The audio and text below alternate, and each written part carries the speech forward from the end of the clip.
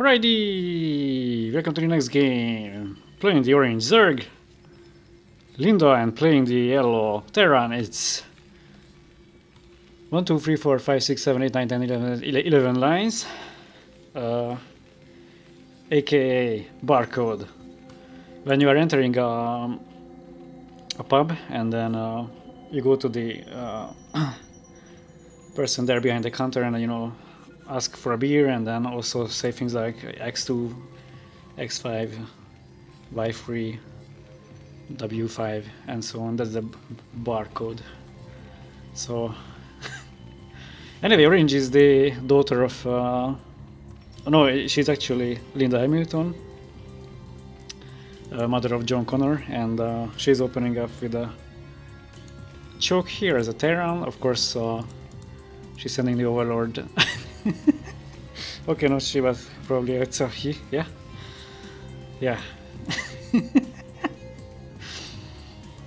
Yeah, so Linda is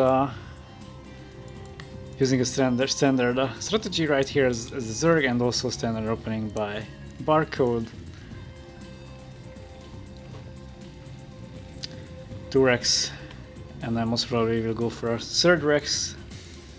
And of course this was a random versus random, and the guys don't know each other's race or position yet. But soon that will be also obvious, especially if yellow starts the scouting in the right direction, going down. And if orange sends the overlord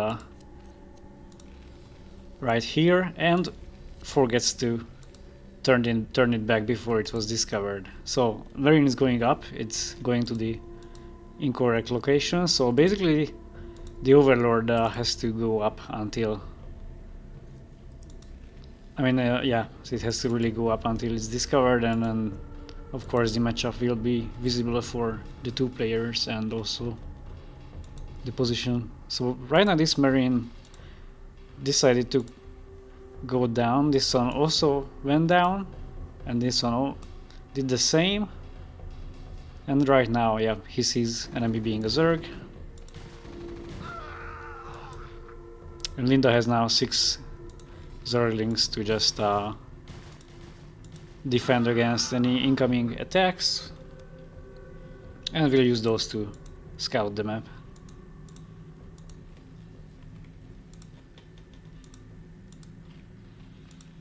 So the Overlord now saw the barracks, and he sends the links immediately to that location.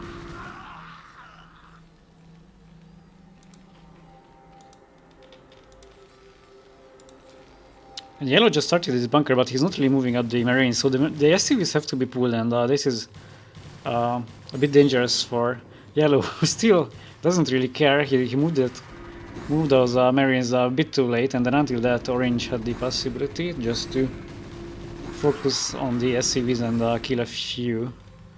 So this was still alright for him, as he delayed mining time and also killed a few of the SCVs. So those 6 slings were very nicely handled there, and they caused I think a huge amount of damage there.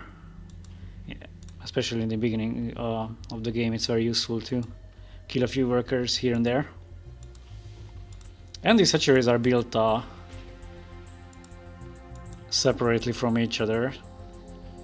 This slot is totally useless, but this one is better, as orange can place a creep colony at least right there to fill up the space, and then at least it's a bit covered by the hatcheries on the sides.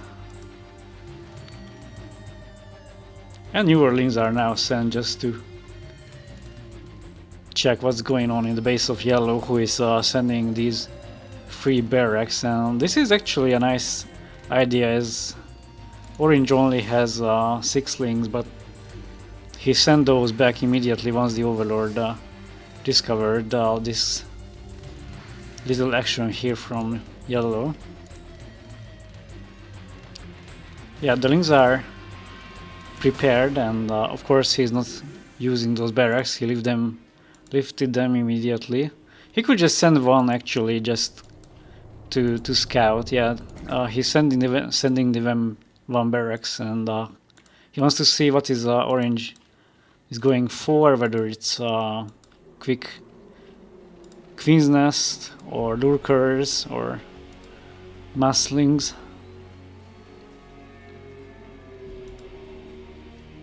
So, as a counterattack, Orange was sending all the available links, and right now he's on top of the bunker that goes down, and actually this is a nice attack, as he managed to get rid of the bunker, and right now these Marines are basically naked, and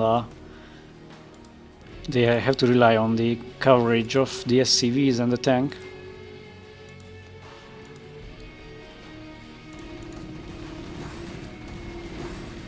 Oh, and the tank went down, so the SCV started the repair a bit late, and he lost one more important unit there. And in the meanwhile, Linda is going for a quick Queen's Nest, and probably transitions into lurkers with defilers.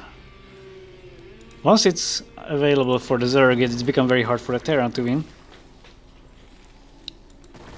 Yeah, sometimes if I am playing and I see that the Zerg already has lurkers and defilers, in certain cases I just leave the game. It's like after that it's very hard. Of course, if you are patient and you really want to win the game, you can try, but it becomes very difficult to win against lurkers in Swarm. So these links are still annoying, and they are on the hunt for the SCVs. Any SCVs that they can kill is very nice, and of course mining time is also decreased. Yeah, he killed like two SCVs, and still alright.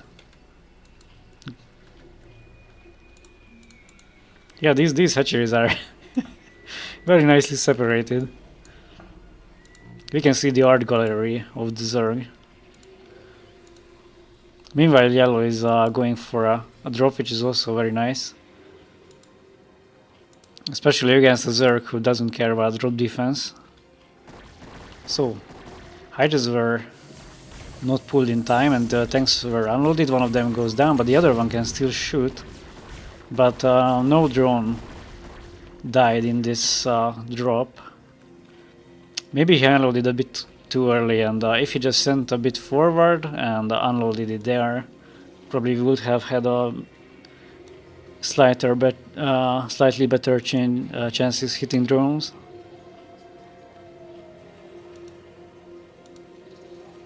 So Barcode is now focusing on getting more factories, and the lurkers arrived, so he has a scanner, but he has energy only for 2 scans, so he's not also supposed to pull in the SCVs, so this is a bit of a mistake there. He reacted quite slowly, and those 2 lurkers are able to kill basically majority of the SCVs, and he can still move forward. Yellow has still energy for one last scan, but after that he doesn't have anything to detect lurkers.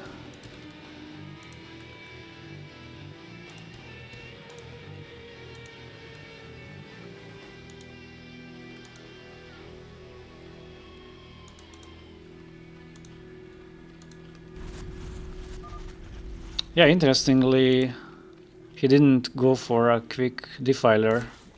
He was basically using the hive to get to Greater Spire.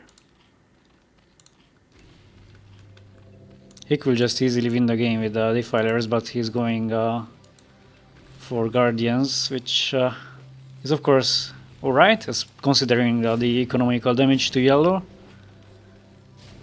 He cannot really afford air units at the moment. So that's also fine. He doesn't actually need the defilers right now to finish the game. He can just finish the game with Guardians basically. So these tanks are now shooting the choke and getting rid of the Sunkens there. It's not that important for yellow now, as he cannot afford moving out.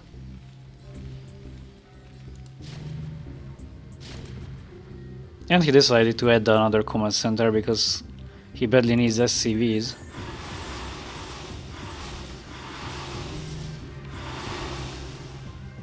And basically Orange can also just use the Mutalisks, and they will be enough to win the game. Yeah, that's it, GG.